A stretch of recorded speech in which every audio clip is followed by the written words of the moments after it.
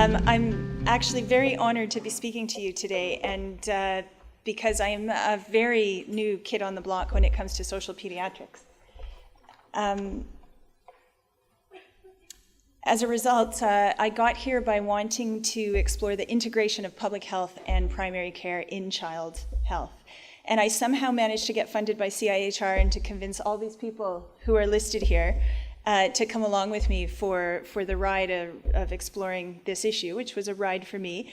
And they quickly taught me a lot of things. And so I'm extremely grateful to have so many amazing mentors and role models as a part of this project. The project that we undertook is a literature review of early childhood programs that are embedded, integrated, and that take a health equity perspective whose aim is to reduce health inequities. We did a realist literature review, which means that the analysis was very different from a traditional systematic literature review, and I'll go into a bit more detail on that shortly. And ultimately, the purpose of a realist review is to find evidence that supports explanatory theories of program success. And I found it took me quite a while to get my head around that sentence. So I'm going to try and explain it a little bit more in the next slide. So this is a depiction of context mechanism outcome relationships, which form the basis of the realist method. It looks for CMOs, or context method outcomes, CMOs, that are supported by the evidence in the literature. So the approach could go like this. You first look at the activities, which I've highlighted in yellow, and the outcome, which I've highlighted in blue, and the relationship between the activities and the outcomes. Now, outcomes can be successes or failures. Unlike some other methods, we're very interested in what didn't work in the realist method. And this relationship is pretty basic. It's cause and effect. It's what what we do all the time, what we're very familiar with, and what you might see in a logic model. We do certain activities, we expect certain outcomes. But where the realist method gets interesting is that then we look for evidence in the literature of why this happened by examining the mechanisms, which I showed in red. The mechanisms underlie the cause and effect relationship, and they're explanatory. They explain why things turned out the way they did. And then we consider the context in which all of this occurred, because certain activities and outcomes might work very differently in different contexts, given whether different mechanisms are fired or activated in that context. So for our review, our activities were social pediatric initiatives. We looked at clinical programs that were integrated in a multidisciplinary way, that were embedded in communities, and whose goal was to reduce health inequities, among other goals, but that needed to be part of it. The method focuses on having specific outcomes. So the outcomes we chose were partnership working, reach of the social pediatric initiative to the target population, so accessing the initiative itself, the extent to which the initiative led to screening or early identification of medical and social issues, and finally referral to medical or social services of referral on from the social pediatrics initiative onto other medical or social initiatives. So that's the cause and effect we were looking for. And I just want to take a moment to explain a little bit more about mechanisms before I tell you the mechanisms that we found. So using the various realist analysis methods, which I won't go into, we identified mechanisms. Now, mechanisms are hidden. I really like the term that was used by an earlier speaker about making the invisible visible, because I think that's a lot of what the realist methodology is meant to do. Mechanisms are hidden and they link cause and effect. So like the apple falling from the tree. But that's a physical mechanism, the apple falling from the tree. Social mechanisms are a bit different. Social mechanisms are cognitive or emotional responses of the actor. So basically the mechanism is what turns on the mind, and it's a function of the situation, the context, that causes participants to take certain actions. Or another way to put it is what makes people want to achieve the outcome? What's the sort of secret sauce is what I think about it, that makes people actually want to achieve the outcome of partnership working or screening patients or referring them on or what have you. So ultimately, a realist review will answer the question of what works for whom and under what circumstances. Realism is relatively new to our field. It's been around for a while, but it's only been applied to kind of health sciences more recently. And it takes a while for one to get into the different way of thinking, I've found. But at the same time, it's hardly rocket science, and I'll come back to this a few times, because what many realist results, including our own, do is that they really shine a light on what's likely already intuitive to many people in this room. So our quick summary of our method, so you have some context for interpreting our results. We searched the literature. We searched 5 databases with these 6 concepts here, and all the terms that we could think of with librarians' help that would find the concept in the literature.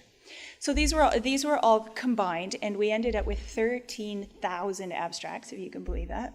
My research assistants were a bit horrified, but we found we couldn't do a title review because we were looking for kind of such complex ideas. So we reviewed 13,000 abstracts, and we excluded those that were not available in English. We excluded those that were not clinical, for example, a school-based program that otherwise would have seemed very much like social pediatrics. We excluded policy initiatives, so there are a number that had a very social pediatrics-like policy that everybody should have access and reduce inequities and all those things, but they were sort of federal or regional policies, not actual implementation of programs. Where was I? So, we excluded those that didn't have all of integration, embeddedness, and health equity. So in some cases you might have had one or more, but we insisted on having all 3.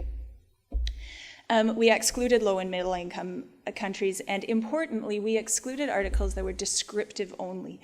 We found a lot of descriptions of what people are doing, but we needed outcomes for the method. We needed actual sort of evaluation, methodologically based outcomes. So we actually ended up having to exclude a number of articles because they didn't describe either qualitative or quantitative outcomes, but it couldn't just be a description of like this is what we've been doing here. Right. So what we found, again, not exactly rocket science, for partnership working, we found that one of the mechanisms that allowed social pediatric initiatives to work was a willingness by all the partners to share status and power.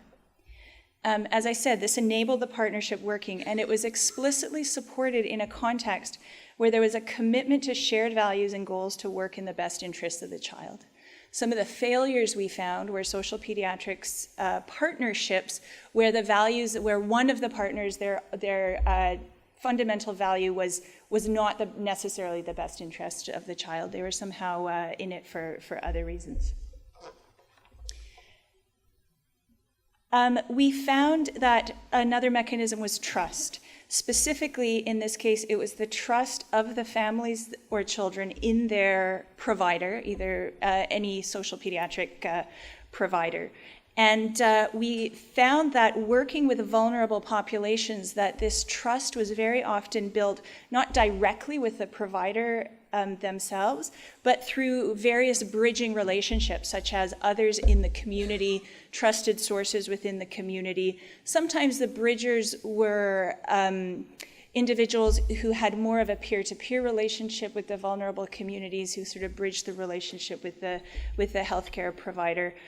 In the fewer cases where trust was built more directly, having a non-judgmental approach to support the vulnerable families was the most critical factor in supporting them to access a social pediatric service.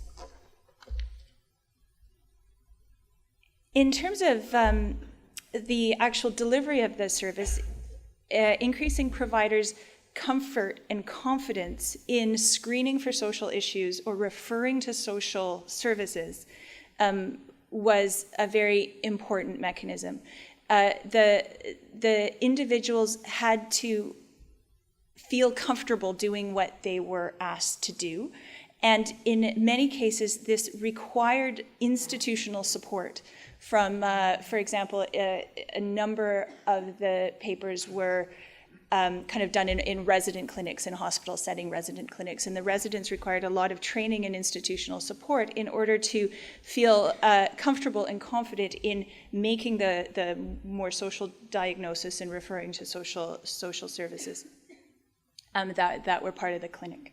So that was an important mechanism to get referrals made. And lastly, to get the vulnerable children and families to follow up on the referrals and to access social services and utilize what was available to them, many empowering strategies were found to be effective, fundamentally increasing the self-reliance of the vulnerable families. So families needed to feel that that they had some control, that they were able, that they wanted to improve their health, that they wanted to be involved in their health care. And in many cases, as you all know, the families that came initially to the programs were very disempowered, and they were not necessarily motivated. The word motivation did come up a few times. To follow up, but in our analysis we were thinking it wasn't really the motivation to follow up came more from a sense of self-reliance than something more external. So we had quite interesting discussions within our research team as we were doing the analysis to try and come up with the best description of the mechanism that we were able to find. And in this case, I think self-reliance worked better than motivation in this empowerment perspective.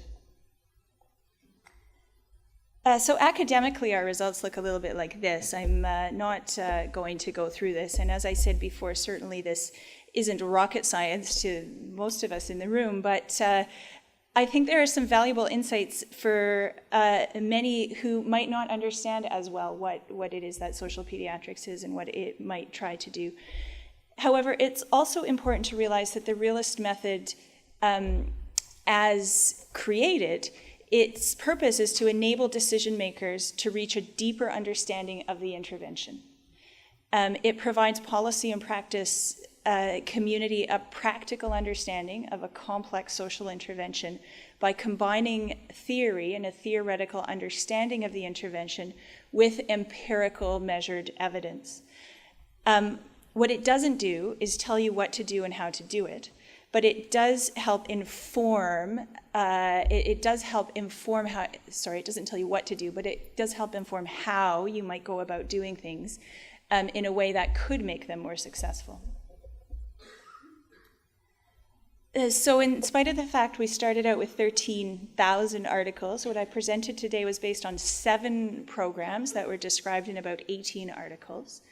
That met our inclusion criteria. Again, the most important one being the outcomes there. So I see part of my job here today as a call to all of you who are in the room to publish your social pediatric work in studies that report outcomes, whatever they might be, specifically outcomes and evaluations.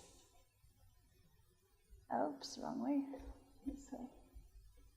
And lastly, before I end, moving forward, having learned so much in this 2-year process of doing this review about a lot more than just public health primary care integration in child health, I hope to continue on this journey with related projects, hopefully doing some of those evaluations myself, and I'd be happy to chat with any and all of you about this work.